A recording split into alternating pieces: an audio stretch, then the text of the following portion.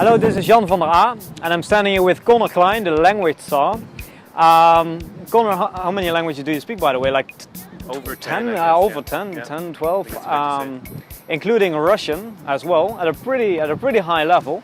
And in this video, we would like to we're going to discuss if it's necessary to learn Russian grammar in order to reach a high level in Russian. As you might know, I'm learning Russian at the moment. I'm having a very hard time with the grammar and with the long words, with the cases, of course, which is complicated in Russian. How do you do that, Connor? You never really focused on learning the Russian grammar, did you? Exactly. First of all, Russian grammar is relatively complicated compared to other European languages, right? It has 6 cases. If you speak English like I do as my first language, it's not a very natural progression to start using that grammar. So what I did is I focused mainly on conversations and getting my point across, and then being able to understand what people were doing in really relative and important situations that I faced, because I was primarily traveling in the former Soviet Union. So I really need to get things done, like buy a ticket in the train station, order my meal. And ultimately, while sometimes making a mistake in grammar can cause a little bit of miscommunication, in general it's not actually that important, right, to get your point across. And what happens is that when you make the mistakes, native speakers, in part because they have to figure out what that they're sure they understood what you meant, they will repeat back the phrase with the correction. And then you just repeat it the right way. Exactly. So what happens is that you have to just keep your ears open, right, and notice what people are saying. Or people write you messages. I mean, I tend to be on my phone an awful lot. People make fun of me for that. Yeah. And then you can actually see the words, and exactly. it will be easier to remember it than if you just hear it.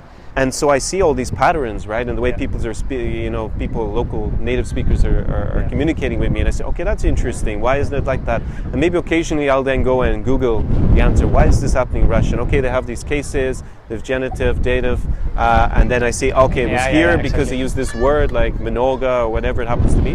Now I understand why that changed there. Okay, great.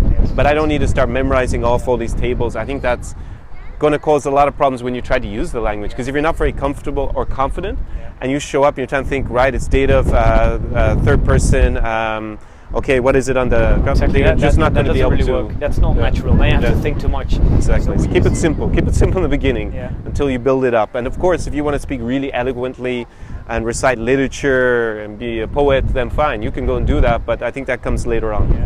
Yeah, exactly. Unless you are a linguist. I mean, I know a few people that speak a lot of language who are really interested in grammar, and they would start like learning exactly how the grammar of that language works. But for most people, including for me and for you as well, I think that doesn't really work. So it's really a matter of using what you know, get corrections, then repeat it the right way, and also noticing how people use certain words in a certain location in a sentence.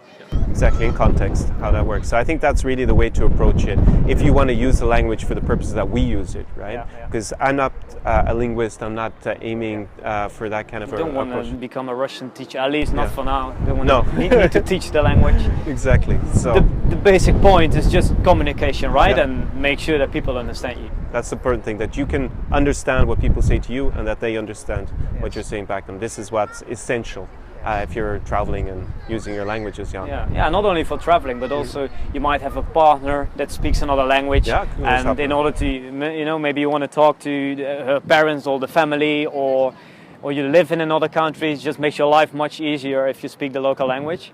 And I see lots of benefits. I see that a lot of people get fixated about learning grammar, and it creates a lot of stress, I think, in a lot of language learners. And this is something that should be avoided. Stress isn't going to help you. Stress is not your friend. Always be relaxed. Like Jan is. Exactly. So the conclusion of the video is that it is actually possible to learn or to reach a high level in Russian. I would say a B2, like a level at which you can communicate with a native speaker without too many difficulties, without really focusing on the grammar. Of course, you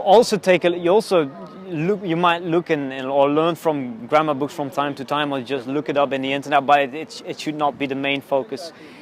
If you are not a linguist, or if you don't want to become a big grammar fan. Exactly. Well, certainly we're not big grammar fans. So that's part of the reason why I focus on communication. And throughout all my language learning, I think this has been one of the secrets that I learned by trial and error. Because when I was at high school and really struggle in language learning, that was one of the things I remember. Rote memorization of vocabulary. Another thing that doesn't work, and focusing on grammar rules.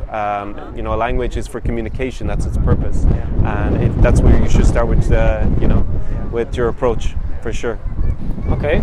Well, I think I'm going to be interested to see how your Russian goes. It's been pretty good so far. Yeah. Don't forget to did a video. Don't forget to subscribe to this channel if you haven't done that yet, and then you will see Exactly. down below. Subscribe. Exactly. And well, it's not an easy language. I guess I would at least need I don't know, a year or something to reach like a decent level in Russian. We will see. 1 to 2 years, I think, for most experience. languages. And Russian, as a native Dutch speaker, is a little bit trickier than, say, obviously Portuguese or German, definitely. So it takes a little bit more time and a little bit more exposure to the language. So yeah, As long as we enjoy the process.